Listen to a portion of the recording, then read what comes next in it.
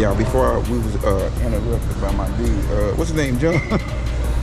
But we was talking about the cams. How many cams he had on his one? God, really?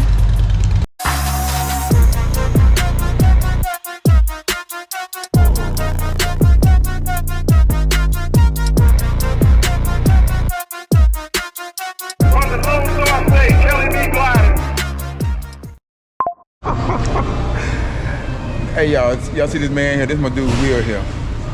This dude, what you have? At first he went on his CVO, he had a 117 stage 2, right? He had a cam then. What cam you go with then? That was a Harley cam. That was a Harley cam. Then he went to the SNS 132. But you made a video of. Yeah, I did. That boy was running. I'm finna test ride my boy CVO with the 132 on it. As you can see,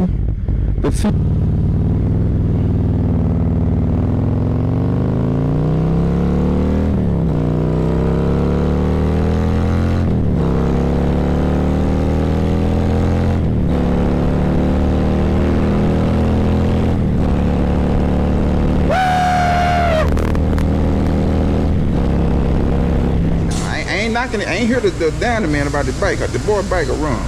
The bike is, don't pull up on him. I just say it like that. He had the 132 SNS. How many cans you put in there? I had the SNS 550. 550. Had the Woods 408. A Maxell cam. And then we had some complications. Somebody sabotaged my bike when it was getting built. I heard that. At the dealership. But y'all, I knew he was gonna do that. But tell him why you switched the cam that many times. Well, right, y'all. Take number 3. Okay, we was talking about the different cams he had on his SNS 132. So, what other cams you have with the 132? The 132 came with a 550, so I ran that for the SNS. Yes, yeah. So didn't like the 550 because it felt too jumpy. It was always wanting to go, in a sense, like being at stoplights. And then I went to the 408X. It didn't have a lot of bottom end torque, so that cam kicked in right at 3200 and carried out, which I didn't like the way, because I don't ride like that. Right. And then you shouldn't have a cam like that until like we talked about racing. Yeah, unless you're riding 3rd, 4th gear a lot of times. Right. Then took that cam out, went to JE Pistons, had some custom high compression pistons made, and then went with the Maxell cam. And that's what you're rocking now? Maxell cam, yeah. It's the only cam that I'll really rock right now. Hey, and I just found out about that cam. I didn't know that cam even existed until just probably about 45 minutes ago. No, you knew that cam existed a long time ago. I forgot though, man. I forgot about that cam. I can't fault it. Hey, I might would have went, man. You see that, man? I might.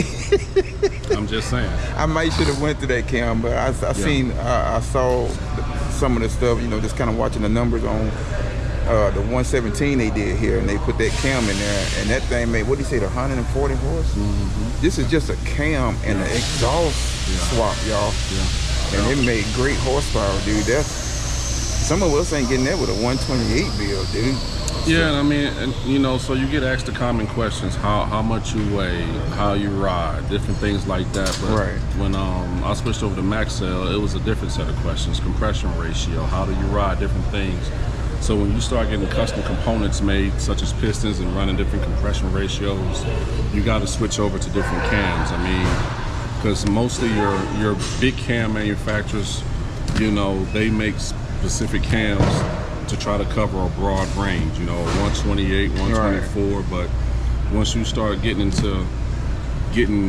different pistons and things like that, you got to have a custom cam manufacturer that can dial the cam in to your build and not spend so much time on the dyno trying to get a generic cam. And what I mean by generic is, you know, you can go to the Woods catalog. Woods, I love their cams. They don't beat up the valve trains, sound good, but he has special cams for your cubic inches. When you talk to Maxell, he's going to ask a lot of detailed questions: compression ratio, intake, all these different things, and if he doesn't have a cam in stock, he will make a cam for that specification. So, and literally since I've switched to Maxell cams, my bike has been on the dyno a lot less.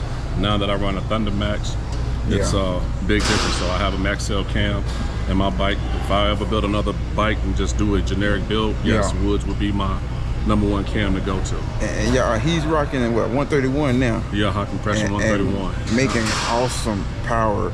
What you got, 13 compression rate on that thing? 13-to-1 compression ratio. That's what he got on that right now. That boy, monster. I hadn't rode that one since he got that build. I rode the 132 when he had that build. That was a nice build, y'all. This dude know his stuff. And sometimes I go behind him and check again sometimes, but this dude here, this dude know his stuff, y'all, big time.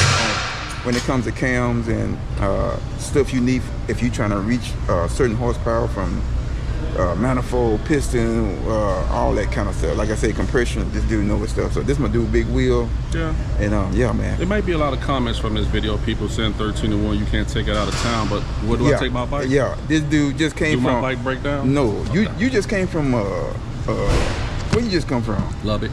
Lubbock. Yeah, bike done been in California. We went to the, what was the rally that we went to a couple months ago? Oklahoma, but start my bike up, but the big key about it, you got to keep the maintenance up on your bike too. Exactly, that's the key right there. And my bike burns less fuel. I can run 85, 90 miles an hour and get 275 miles to a tank.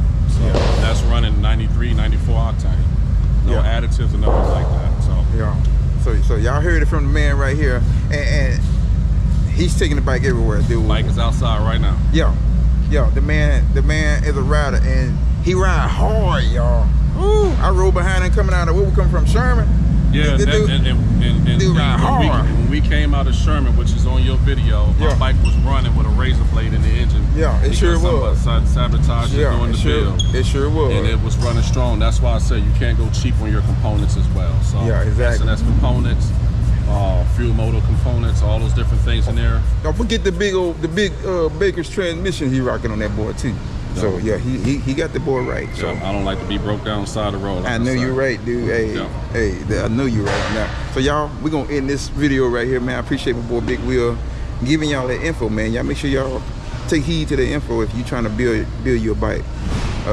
Get your cam the way you ride. So I'm a torque guy too. I'm like him. I'm a torque guy too as well. So I love the torque. So I went with a bigger cam than the 30-30 so that I can get a little bit more torque.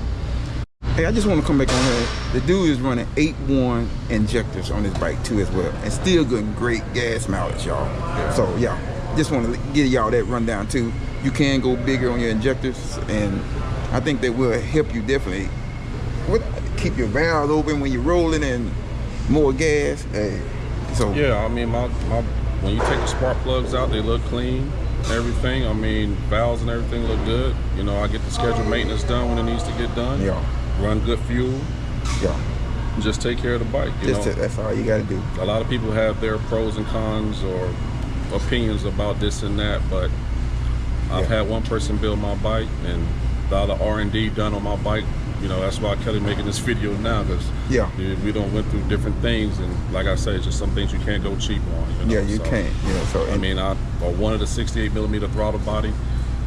But is that what you're running right now? No, I'm running a 64 because the 68 and they didn't have an intake to match, so it was going to leave a little bit of a ridge. Okay. So I didn't want air hitting the ridge and then having to overcompensate for that. So, like I said, there's a lot of detailed information that goes into it. So yeah, I wanted y'all to hear that right there. 8-to-1 injectors.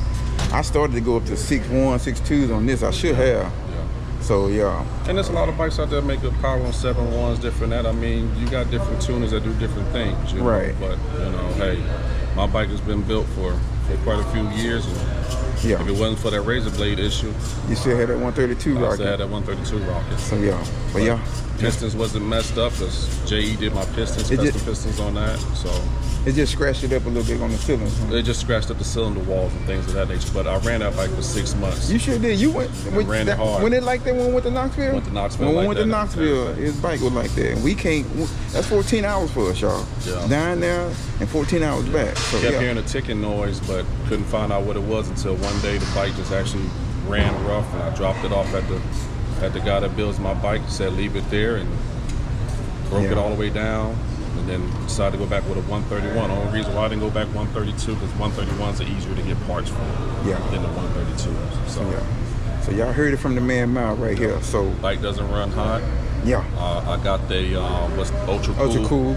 And only time that fan came on when I was going to New Boston, Texas, one time in traffic. It kicked on one time. Other than that, mine don't kick on to that traffic too. Yeah, the Harley cooler keeps it cool. Yeah. The Thunder Max is already programmed to turn it on, different things. So there's a lot of things that goes into making sure your bike runs right. Yeah, so, for sure. But I use red line oil. Don't have any issues with it. Y'all heard that, man. So y'all build your bike the way you need to build it, but spend the money. I say it like that. Spend the money and get it done right. What they say, measure twice and cut once. There you go. That's what you do. Do it right the first time. So yeah, man. Appreciate my dude Will. We out for real this time.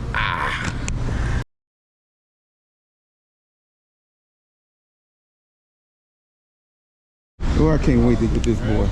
I'm ready for the first startup, y'all. This is the first startup. It ain't been on a dyno, so let's hear it.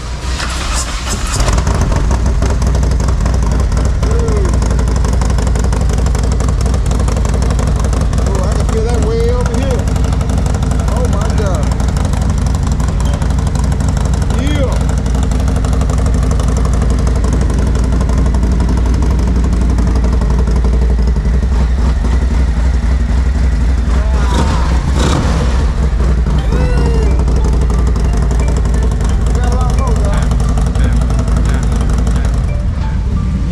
Y'all hear that? Hey, did y'all hear that beat? Let's go, baby. Kelly B's coming through, taking back control. Chrome shining bright in the break of day. Leaning in the curves, just riding his way. He rides with fire, pride. Wind in his hair on that Kelly B glide. No looking back, just miles to burn. Every twist and turns, another lesson learned. From